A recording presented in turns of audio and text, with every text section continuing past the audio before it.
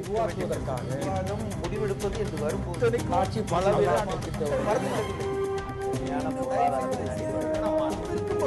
எதிர்த்து பேசுது. நேர்பட பேசி தொடர்கிறது.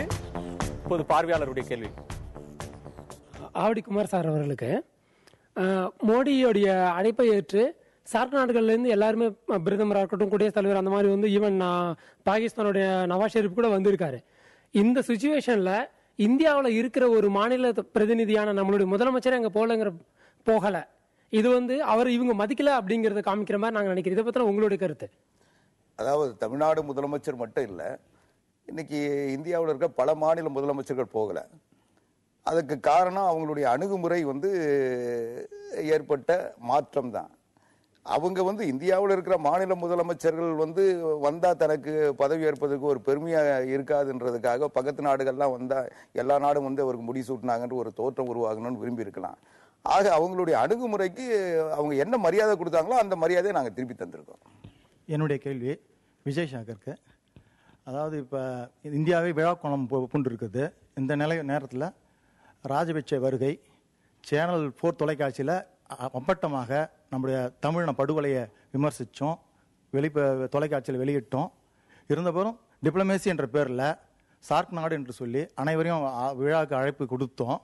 இந்த சூழ்நிலையில் இன்னைக்கு இதுக்கப்புறம் அங்கே இருக்கிற தமிழர்களுக்கு சிங்களர்களுக்கு இணையான ஒரு உரிமைகள் வழங்கப்படவில்லை எனில் தன்னுடைய நிலைப்பாடு என்ன என்பதை பிஜேபி மக்களுக்கு தெளிவுபடுத்த வேண்டிய கட்டாயத்தில் இருக்குமா இருக்காதா? கட்டாயமாக இருக்கும். ஏன்னா அந்த அளவுக்கு பேசிட்டாங்க. இங்கே தமிழ்நாட்டில் வந்து பிரச்சார நேரத்தில் நான் முன்னாடியே சொன்ன மாதிரி அடிப்படையில் இந்த இலங்கை பிரச்சனையை பொறுத்தவரைக்கும் காங்கிரஸுக்கும் பிஜேபிக்கும் அடிப்படையில் பிரச்சனையில் இதே இல்லை, வேற எந்த மாறுபட்ட கருத்தும் இல்லை.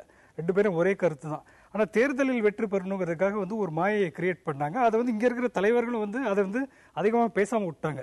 கட்டாயமா அதை பற்றி ஒரு நிலைப்பாடு எடுக்காமலாம் இருக்க முடியாது. நாளைக்கு பேச்சுவார்த்தை, அந்த நாளைக்கு வந்து நேரா ராஜபக்சே மீட் பண்ண போறாரு.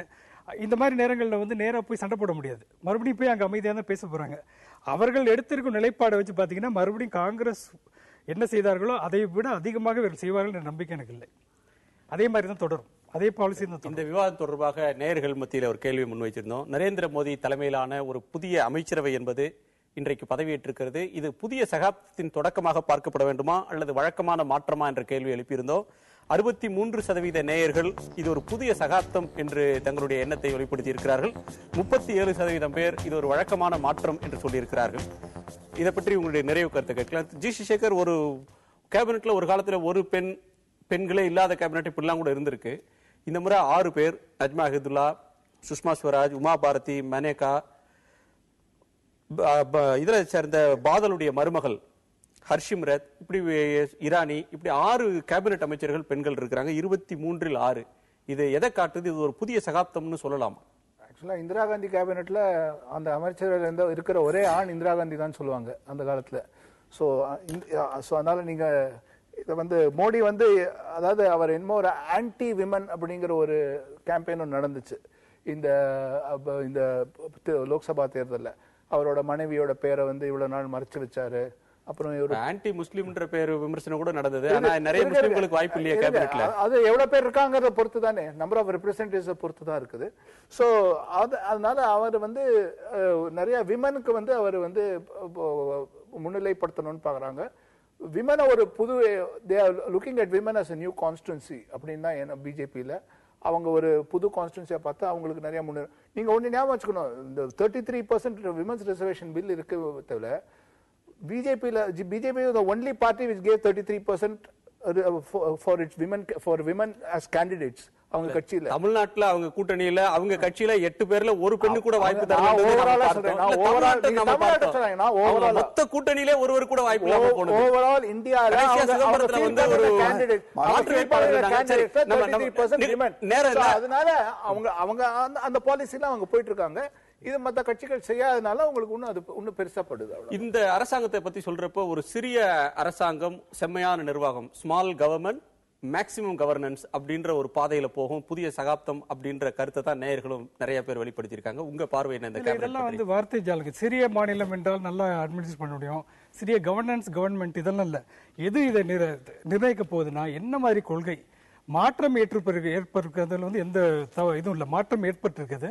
ஆனால் இது மாற்றா என்பதில் எனக்கு சந்தேகம் இருக்கிறது. மாற்று கிடையாது, காங்கிரஸுக்கு பெரிய மாற்றாக இல்லை பொருளாதார கொள்கையை பொறுத்தவரை. சரி, இந்த கேபினெட் பற்றிய உங்களுடைய நிறைவு கருத்து சுருக்கமா? இது 3 இதை பார்க்குறேன் இந்த லிஸ்ட்டில்.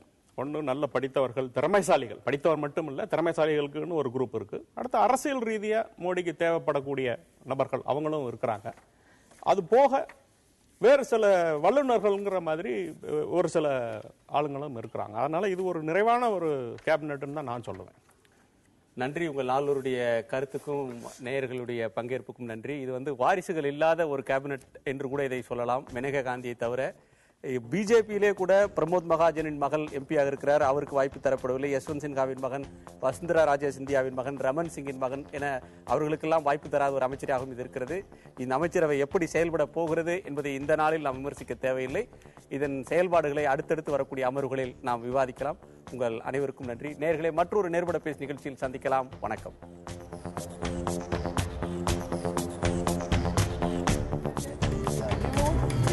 சூழலை உருவாக்குவதற்காக முடிவெடுப்பது என்று வரும்போது ஆட்சி பல